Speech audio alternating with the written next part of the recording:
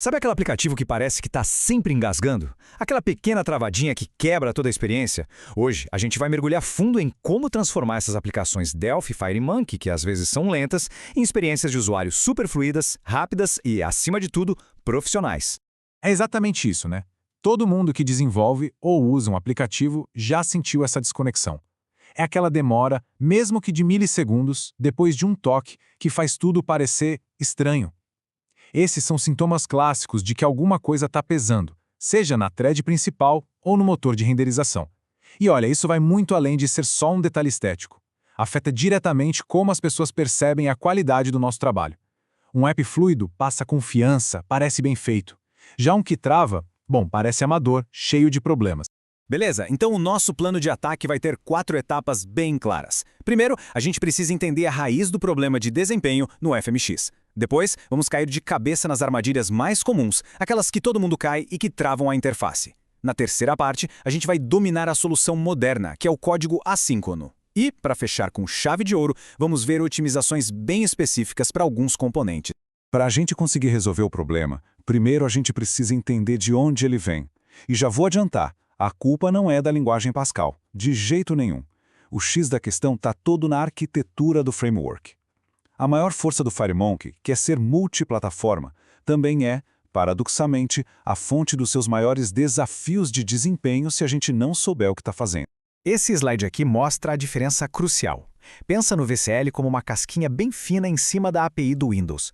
Ele basicamente usa os controles que o próprio Windows oferece. Por isso, ele é um foguete no Windows. Agora, o FMX é outra história. Ele é um motor de renderização completo, feito do zero. Ele desenha cada botão, cada campo de texto, para garantir que a aparência seja idêntica em qualquer plataforma. Essa abstração é super poderosa, claro, mas ela tem um custo. Cada clique, cada toque precisa passar por uma ponte entre o sistema operacional nativo e o mundo FMX, e isso adiciona uma pequena, mas real sobrecarga. E o impacto disso na prática? Bom, os números não mentem. Em testes que criam milhares de controles visuais, o VCL faz o trabalho em 1,5 segundos. E o FMX?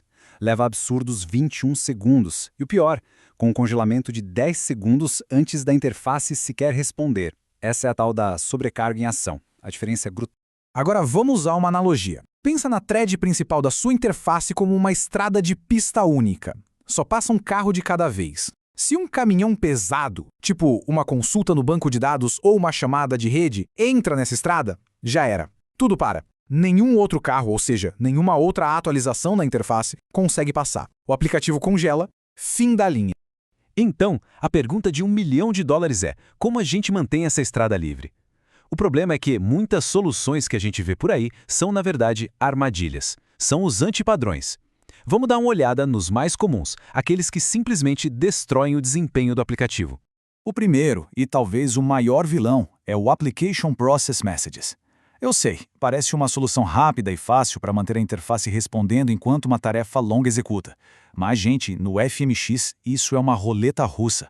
É uma técnica perigosa, que pode causar uns bugs muito bizarros de reentrada e uns travamentos que são praticamente impossíveis de depurar. Resumindo, é uma gambiarra que a gente simplesmente não deve usar em FMX. Ponto. A segunda grande cilada é o mau uso do T-Thread Synchronize. A ideia de usar threads é justamente tirar o trabalho pesado da thread principal, certo? Mas, como esse comentário genial da comunidade aponta, se a gente simplesmente pega todo o nosso trabalho pesado e embrulha ele numa chamada de Synchronize, a gente está jogando todo o benefício da thread no lixo. E aqui, aqui temos um caso extremo, mas que, acredite se quiser, acontece de verdade. Esse código basicamente força 100% do trabalho a ser executado de volta na thread principal dentro de um loop. O resultado? Uma catástrofe de desempenho. A thread que deveria estar trabalhando em segundo plano não faz nada além de esperar, e a interface do usuário fica completamente travada, congelada. Ok, já vimos os problemas, já vimos o que não fazer. Agora vamos para a parte boa, a solução de verdade. A abordagem moderna, correta, para garantir que a nossa interface seja sempre fluida, é dominar o código assíncrono. É aqui que a mágica acontece. A solução passa por uma mudança de mentalidade que a gente pode resumir nessas regras de ouro. Regra número 1, e a mais importante: a thread principal tem um único trabalho: cuidar da interface do usuário. Só isso. Regra número 2: Qualquer coisa pesada, ler um arquivo, fazer uma chamada na rede, consultar o banco de dados, tem que ser empurrada para uma thread em segundo plano, sem exceção. E para isso, T-Task e T-Thread Create Anonymous Thread são nossas melhores ferramentas. E a regra final, a atualização da interface, a volta dessa informação, tem que ser sempre de forma assíncrona. E essa tabela, pessoal, é o coração da coisa toda. Ela compara os mecanismos para atualizar a interface a partir de uma thread. O Synchronize é bloqueante. O que isso significa? A thread de trabalho para tudo e fica esperando a thread principal executar o código. Isso é péssimo para a interatividade. O application.processMessages a gente já viu que é um risco enorme. Agora olha o tthread.queue.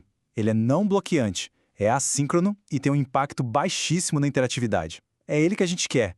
É a escolha ideal para praticamente todas as atualizações de UI que a gente precisa fazer.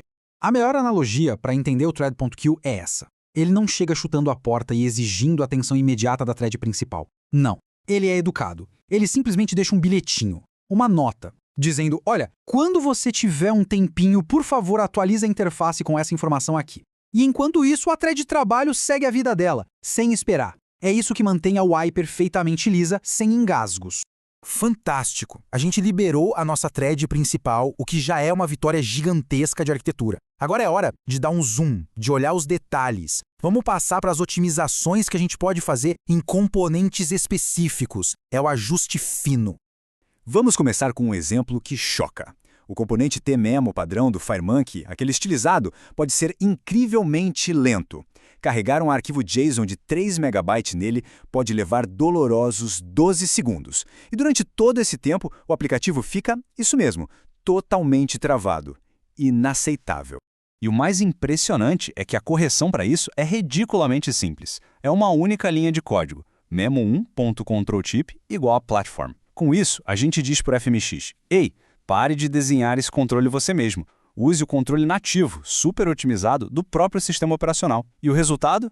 O tempo de carregamento despenca de 12 segundos para 400 milissegundos. É uma troca justa. A gente perde um pouquinho da estilização customizada, mas ganha uma velocidade absurda. E para fechar, algumas dicas de ouro, uns pulos do gato.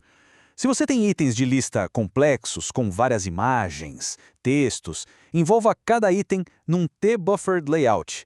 Isso basicamente tira uma foto do item, então o FMX não precisa ficar redesenhando centenas de pequenos controles toda vez que a lista rola. Além disso, lembre daquela sobrecarga de objetos que a gente falou lá no começo? Evite ter milhares de controles num único formulário. Menos é mais. Simplifique os layouts.